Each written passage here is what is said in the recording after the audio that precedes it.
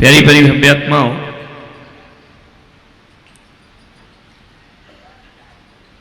एक व्यक्ति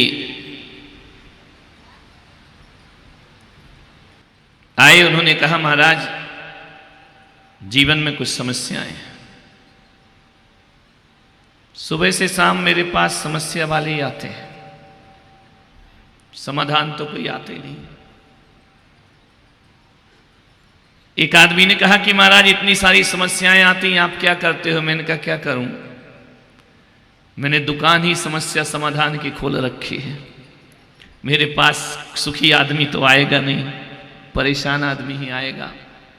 क्योंकि परेशान आदमी या तो भगवान के दरबार पे जाता है या संतों गुरुओं के दरबार में पहुंचा करता है, अपनी सुख के लिए शांति के लिए सोचता है। बोले महाराज जीवन में बहुत समस्याएं हैं, कुछ समाधान दीजिए। मैं आपसे निवेदन करता हूं, समस्याएं लेकर संतों के पास जाते हो, जाना चाहिए। गुरुओं के पास नहीं जाओगे तो किसके पास जाओगे? और गुरुओं के पास जाकर ये सोचना कि गुरु कुछ दे या ना दे, गुरु हमसे कुछ लेता भी नहीं है, ध्यान रखना है। तुमसे मांगेंगे भी नहीं, लेंगे भी नहीं।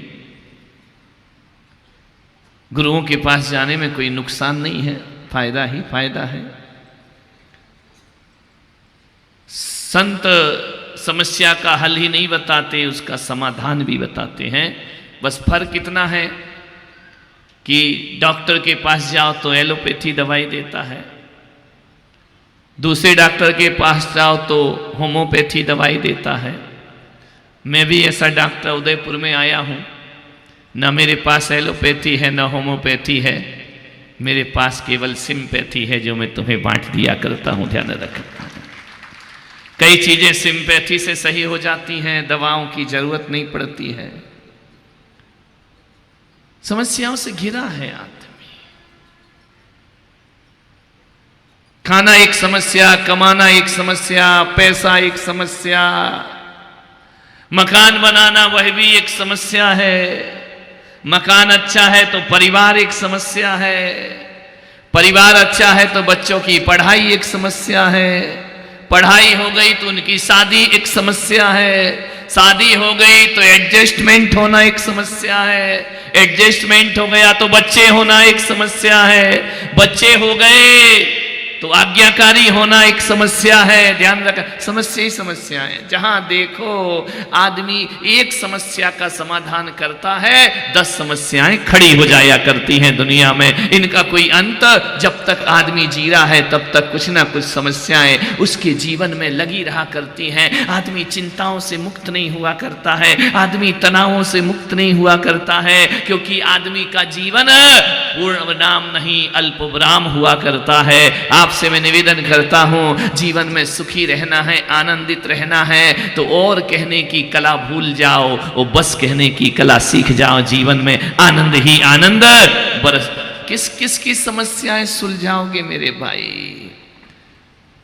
और हकीकत में देखो तो आदमी की अपनी समस्याएं कम हैं, पड़ोसी की समस्या ज्यादा है। ध्यान रखना, तुम्हारी अपनी समस्या कितनी होंगी? 2, 4, 6, इससे ज्यादा थोड़ी होंगी, लेकिन पूरे मोहल्ले भर की समस्याएं सिर पे ले रखी हैं, यार दोस्तों की समस्याएं सिर पे ले रखी हैं, खुद की समस्याएं नहीं, घर के सदस्यों की समस्याएं हैं। मान्यवर, सोचना है, एक बात याद रखना, अपनी समस्याएं हों तो उनका समाधान भी होता है, लेकिन जब आदमी दूसरों की समस्या को अपनी बना लेता है, उसका समाधान दुनिया में कोई नहीं कर सकता है। ध्यान रखिए, दूसरों की समस्या को अपनी समस्या क्यों बनाते हो? एक महिला थी, मेरे पास आई, बोले महाराज बड़ी समस्या है। मैंने कहा क्या समस्या है? बोले आपका चातुर्मास हो रहा है, तो मैंने कहा कैंसिल करूं? बोले नहीं नहीं नहीं, रहो रहो। तो मैंने कहा समस्या क्या है? बोले समस्या ये है महाराज, मेरी जितनी सहेलियां हैं ना सबके पति प्रवचन सुनने आते हो, मेरा पति प्रवचन सुनने। अरे मैंने कहा धत्तरी की कहाँ की समस्या पाल रखी है। मैंने कहा तू आती ना, बोले मैं तो आती हूँ। मैंने कहा पति, बोले नहीं आता है। अब पति नहीं आता तो तुम्हें काहे की समस्या हो रही है। बोले देखो महाराज आपके दर्शन को सब आते हैं, सबके पति आते हैं, मेरा पति नहीं आता है, कभी मंदिर नहीं आता है। अरे तो मैंने कहा क्या दिक्कत है। अरे बोले उनको समझा थोड़ा सुधारो। अरे मैंने कहा जब आता ही नहीं है तो सुधारूं कहां से, ध्यान रखना आएगा जब तो सुधारूंगा ना। बोले नहीं एक आध दिन घसीट के लाऊंगी जबरदस्ती जिद करके। अब देखो ना महाराज मैं मंदिर आती हूँ, वो प्रवचन में आते हैं, वो नहीं आते हैं, मुझे गाड़ी से छोड़ के चले जाते हैं। और मैं मंदिर आती हूँ तो मुझे गाड़ी से लेके आते हैं, मंदिर में छोड़ देते हैं, अंदर नहीं आते मंदिर के। तो मैंने कहा फिर क्या करते हैं। बोले जब तक मैं पूजा पाठ करती हूँ बाहर बैठा बैठा इंतजार करता है, अखबार पढ़ते रहता है, लेकिन अंदर नहीं आता है भगवान के दर्शन को। तो मैंने कहा ये क्या समस्या है। अरे बोले समाज में अच्छा नहीं लगता, कुछ बोलो उसको कि अंदर आया कर। अब देखो आपके कमरे में आया, आपके कमरे में नहीं आया, मुझे छोड़ दिया, खुद बाहर बैठे हैं। अब समस्याएं कैसे महिलाएं पैदा कर लेती हैं समस्याएं। मैंने कहा एक बात बता, वो तुझे तो आने देता है। बोले हाँ मुझे कभी मना नहीं करते, मुझे कहते हैं जाओ। तो मैंने कहा और क्या करते हैं। बोले आज तक नहीं रोका कि प्रवचन में या मंदिर नहीं जाना। तो मैंने कहा फिर टेंशन किस बात का है। बोले टेंशन इतनी बात का है कि वो भी अंदर आ जाए, वो भी सुनने लगे। अरे मैंने कहा पागल हो गई है तू, देख तेरा पति कितना अच्छा है। ऐसे पति दुनिया में किसी को नहीं मिलते। कई पति तो ऐसे होते हैं जो ना खुद जाते हैं और ना जाने देते हैं। तेरा पति छोड़ने आता है। अरे पगली जितना इंतजार तू मंदिर में भगवान का नहीं करती उतना बाहर बैठ के वो तेरा इंतजार करता है। इससे अच्छा पति दुनिया में कौन सा। समस्या कहाँ है, समस्या पति में नहीं है, समस्या दिमाग में है। ध्यान रखना सोच की समस्या है और कोई समस्या नहीं है दुनिया में। इनका जितना इंतजार तू भगवान का नहीं करती है मंदिर में उससे ज्यादा वो तेरा इंतजार कर रहा। इतना अच्छा पति कहां मिलेगा। विचार करो, सोचो, थोड़ा सा सोच बदल लो, जिंदगी में सुख ही सुख है मेरे भाई।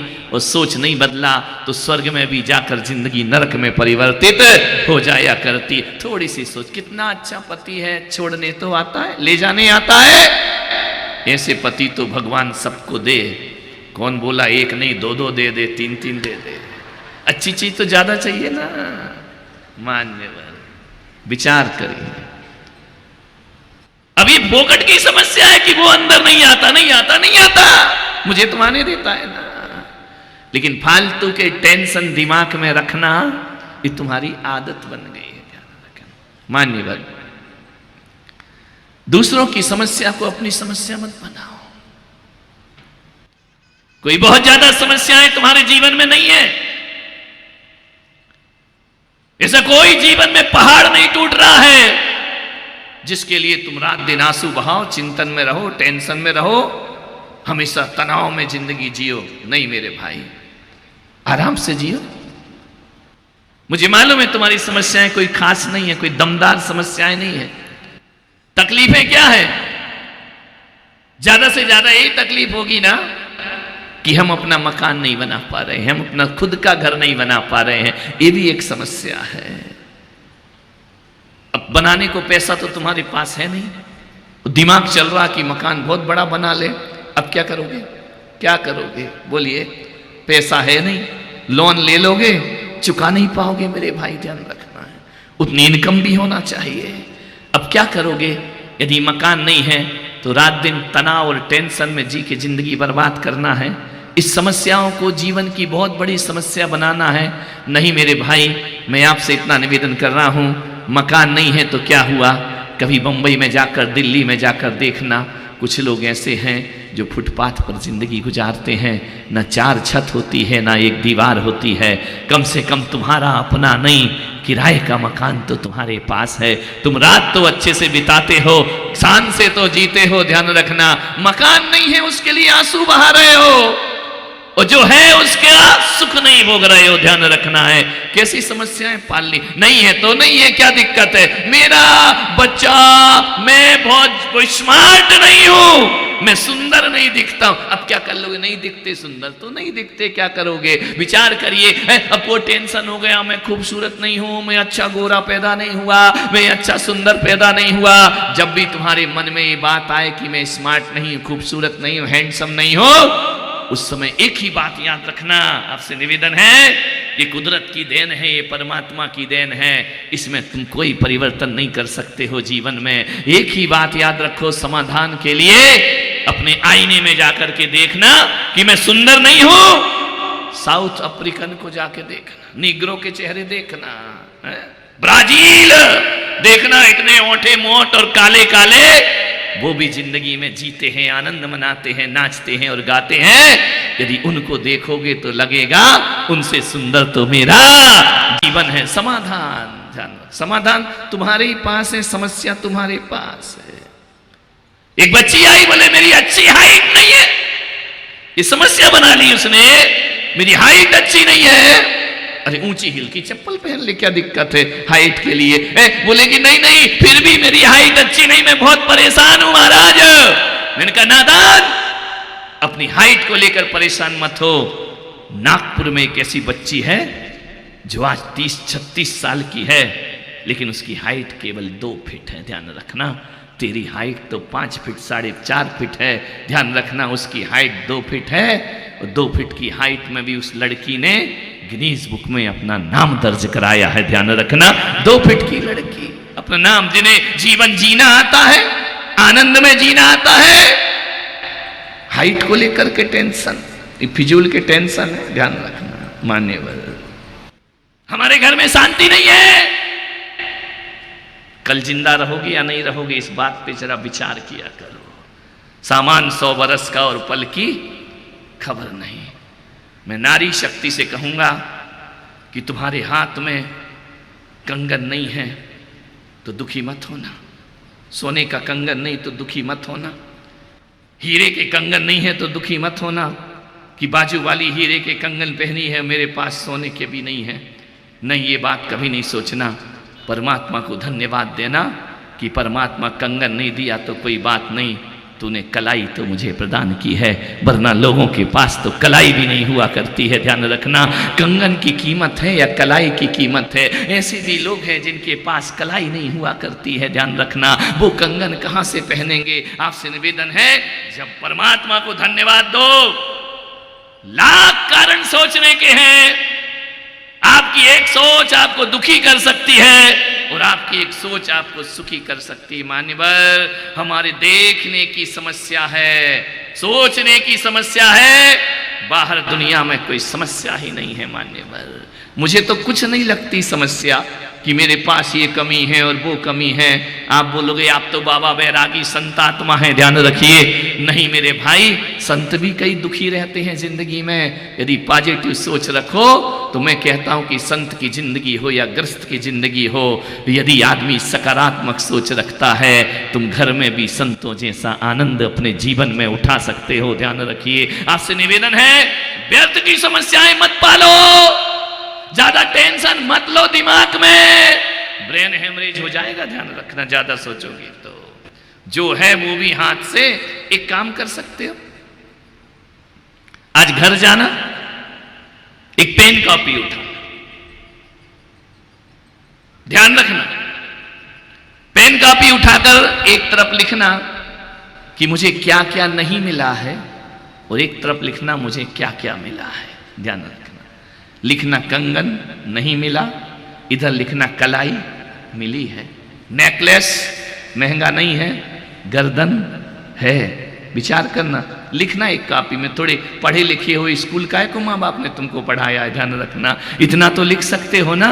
घर में जाकर के लिखना मेरे पास महंगी चप्पल नहीं है, और एक तरफ लिखना मेरे पास 2 पैर परमात्मा ने दिए हैं। ध्यान रखना है, आप लिखना जाकर के एक के पास बिल्कुल बच्चे नहीं हैं, मेरे पास एक लड़का है, सांवला हुआ तो क्या हुआ, मेरे पास एक लड़का मौजूद है। मैं कहूँगा समस्याएं कोई ज़्यादा नहीं है, मकान की समस्या होगी, कपड़े की होगी, खाने पीने की होगी, और यदि परमात्मा की तरफ दृष्टि डालो तो परमात्मा ने इतना दिया, इतना दिया, इतना दिया है। मान्यवर, मैं कहता हूं कि आपकी समस्याएं एक पेज में खत्म हो जाएंगी और आपको जो मिला है वो 20 पेज में भी खत्म होने वाला नहीं है। इतना तुम्हें भगवान ने प्रदान किया है। मान्यवर, जो मिला है उस पे दृष्टि रखो। जो मिला है वो जीवन के काम का है, ध्यान रखना। जो नहीं है उसके पीछे टेंशन लेना नहीं है, उसके पीछे पागल बनना नहीं है। जो मिला है उसमें आनंदित रहो मेरे भाई। आपका बच्चा गोरा हो या काला हो कोई फर्क नहीं पड़ा करता है। आपका बच्चा है इससे बहुत फर्क पड़ता है। आप बीमार हो जाते हैं, 4 लोग पूछने वाले तो है ना आपको कि नहीं है। वहां से मम्मी पूछती है, वहां से पापा पूछते हैं, वहां से ससुर पूछते हैं, देवर पूछता है, पति पूछता है, बेटा पूछता है मम्मी कैसी हो। ध्यान रखना,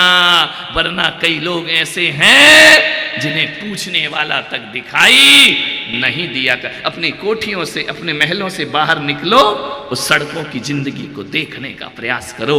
हम संत हैं, पूरी दुनिया में पैदल चल चल करके दुनिया के दुख दर्द को निकट से देखा करते हैं। मान्यवर, सड़कों पर कैसे कैसे लोग भी रहा करते हैं, कैसी जिंदगी गुजारा करते हैं। आज से निवेदन है, जीवन में अभाव नहीं सद्भाव को देखने का प्रयास करिए। जिंदगी आपकी सार्थक और सफल हो जाएगी। किसको सब कुछ मिलता है दुनिया? कौन है जो सब कुछ पाता है इस संसार में? सबको नहीं मिलता मेरे भाई। महापुरुषों के जीवन में भी कमी रहती है, तीर्थंकर पुरुषों के जीवन में भी कोई कमी होती है। सब कुछ कैसे मिल जाएगा तुमको? मानिएगा, आपसे निवेदन है, विचार करना है। सबकी जिंदगी देखते हो, ऑटो पे शिकायत होती है कि बाजू वाले का घर कितना अच्छा है, उसकी पत्नी कितनी अच्छी है, उसके बच्चे कितने अच्छे हैं। जरा बाजू वालों को देखो, अरे इतने अच्छे हैं तो रामलाल फिर उसी के साथ काहे को नहीं रहता है जाकर के? उसका पति भी ऐसे ही रो रहा जैसे तू रो रहा है। वो कहता है कि पड़ोसी अच्छे हैं, तू कहता है ये पड़ोसी अच्छा है। देखा जाए तो अच्छा, कोई कौन अच्छा है दुनिया में? कौन सुखी है?